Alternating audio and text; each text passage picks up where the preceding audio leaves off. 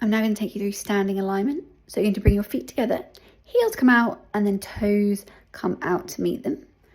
From here, we're just going to take a little rock backwards and forwards, so just feeling where the weight is in your foot and then slowly bringing yourself to a standstill where that weight is evenly balanced between your heel and your toe. Once you've come to here, we're going to think about moving the weight into the outside of the foot so that the knees track the toes, keeping them soft. Then just a gentle tuck and tilt to keep an eye on where you're placing that pelvis. And we're going to slowly make that movement slower until your tailbone is pointing down towards the floor, restacking those vertebrae, growing towards the ceiling.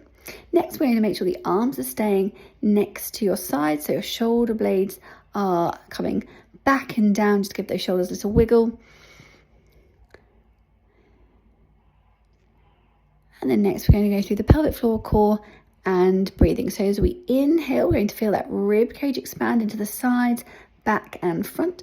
The diaphragm moves down and so does the pelvic floor. As you exhale, you're thinking about pulling your ribs to hips and pulling in the pelvic floor. So we're thinking sit bone to sit bone, pubic bone to tailbone. Again, we're going to inhale, feel that rib cage expand, and then exhale, draw those ribs in, engage that pelvic floor, thinking sit bone to sit bone, pubic bone to tailbone.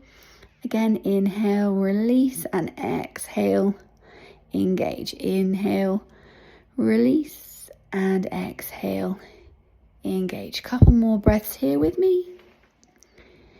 There's quite a lot of information to take in with the breathing, core and pelvic floor and how it works together. So don't panic if you can't nail this today. This is something that we're going to work on as we move through the course.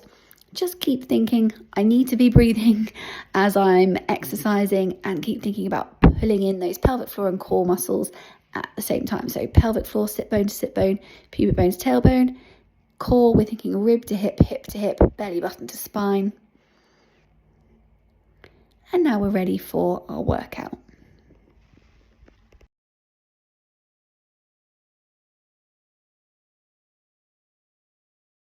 Now I'm going to take you through a roll down. So this is one of our 34 classical Pilates exercises, and we're going to add in press ups as well. So coming to the end of your mat, feet hip distance apart, pelvis underneath you, taking a nice inhale at the top, expanding that rib cage. Exhale, engaging your pelvic floor and core, gently bringing your chin to chest, and we're going to roll down through each vertebrae one at a time. At the bottom, keeping your heels on the floor, walking forward into your high press up position. Then you can bring your knees to the floor into your 3/4 press up if that is better for you, or you can maintain that full press up position and do your press ups from there if that is better for you. Somewhere between 2 and 6 press ups per roll down, please. Then walking yourself back into the bottom of your roll down, taking an inhale, and on your next exhale, gently restacking those vertebrae back to standing.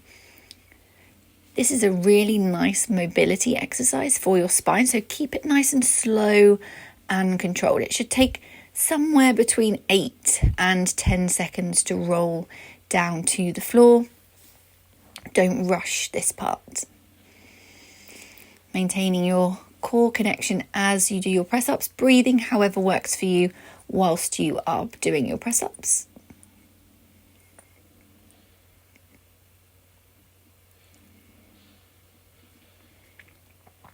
When you get to the bottom of your roll down, pushing down into those toes so you really can bring your pelvis up over your heels and not so it's behind you. So your body should come back up and be in a really balanced, neutral spine position.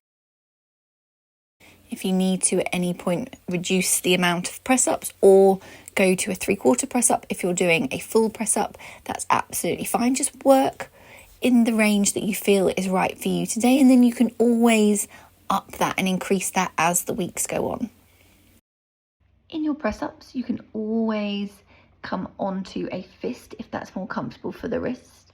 And as you roll back up, we're going to push down into the toes so you bring your pelvis forward. Then your pelvis and your heels align as you come up.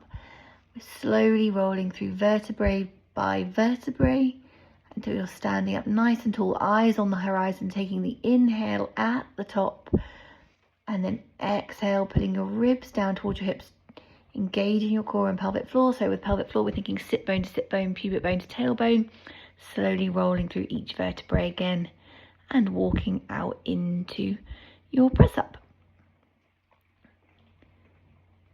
With your full press up, making sure that you're not letting your pelvis dip. So if you feel like your back is arching and you're dipping in the middle, then go back to your 3/4 press up. This is going to protect your back. Keeping those knees soft as you roll up, making sure you're not pushing down. Make sure you're not pushing the kneecaps backwards and locking out the knees. This is a great mobility exercise for your spine. It's a really good opportunity for you to work on that connection between the core, pelvic floor, and your breathing. If you need to adjust your press ups at any point, you can do.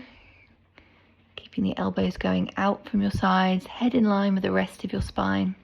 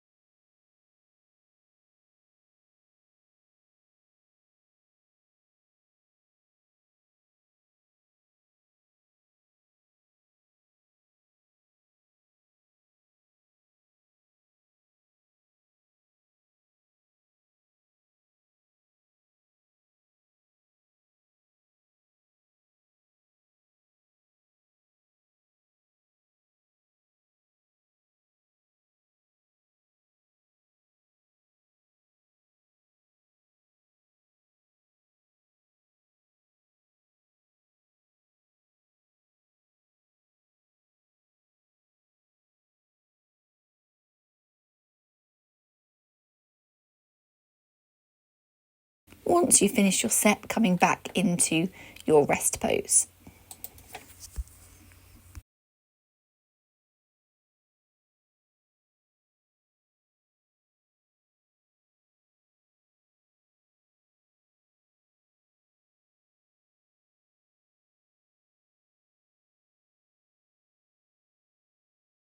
This is one of my favourite rotational mobility exercises for your spine. We're going to do book.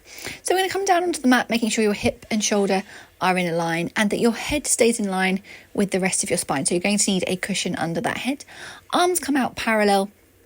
We're going to stretch that top arm forward and then reach it up so your hand is in line with your shoulder. And then the rotation is coming through your mid-spine. So think about your rib cage moving, gently bringing that arm back behind you, making sure your hips stay stacked one on top of the other. We're going to hold that at the back for an inhale. And then exhale, gently bring that arm up so your hand is in line with the sky. And then gently bring that arm back to the front, fighting gravity as you bring that arm back.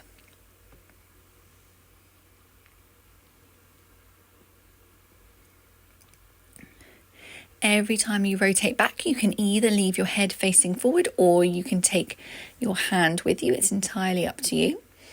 As you come back, remember you're rotating through that mid-spine until your hand is in line with your shoulder, and then you're gently closing that arm down.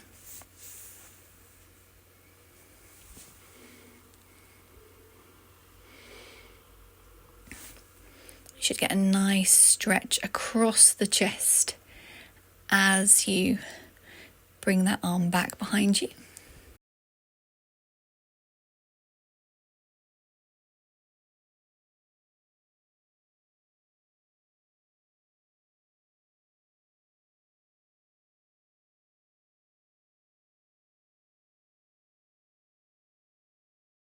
And then once we've finished our set, we're going to roll over onto the other side, making sure your hip and shoulder are in line. And again, stretching that arm forward, reaching up to the sky, and then letting that spine rotate backwards. So you coming from your rib cage, nice opening chest stretch, keeping your hips stacked one on top of the other, And then again, using your spinal mobility to bring that arm back to facing the ceiling, and then slow controlled movement of the hand back to our starting location.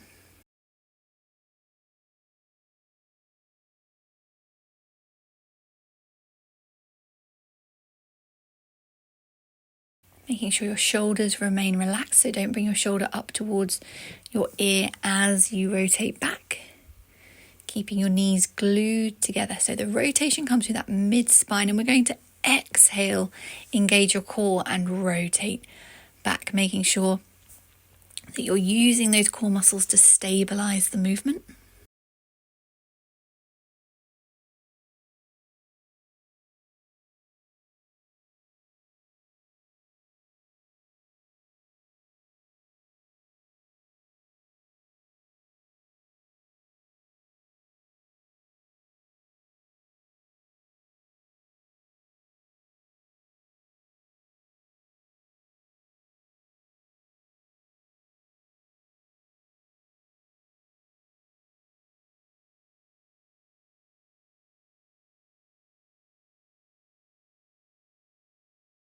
And once you've finished your set, coming up into your rest pose.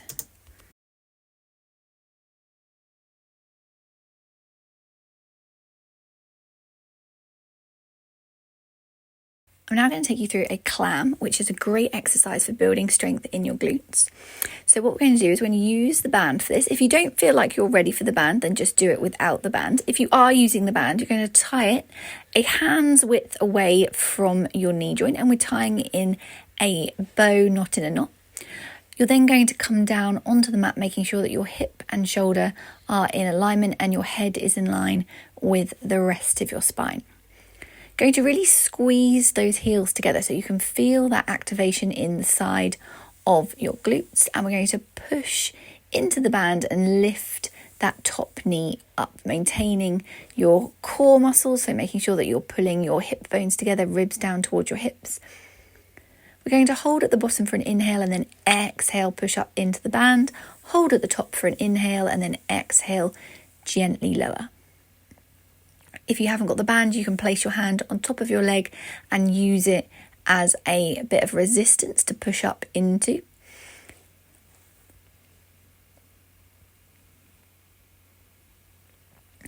As you bring that leg back down, I want you to imagine you've got a big spring between your knees. You're going to really push that spring, feel that work in the inside of your legs. Keeping your heels glued together, keep squeezing them. That's going to help to activate the side of your glutes.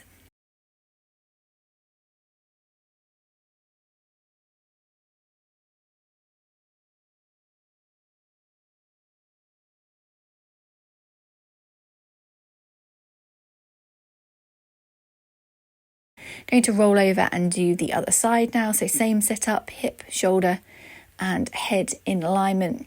Pushing up into that band,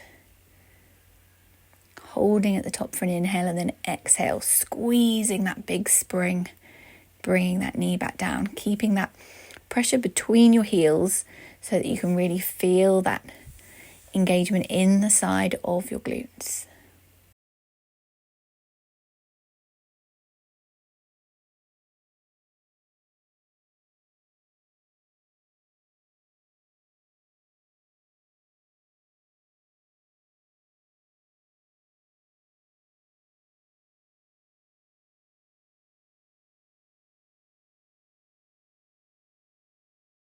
And once you've finished, we're just going to come back up to our rest pose.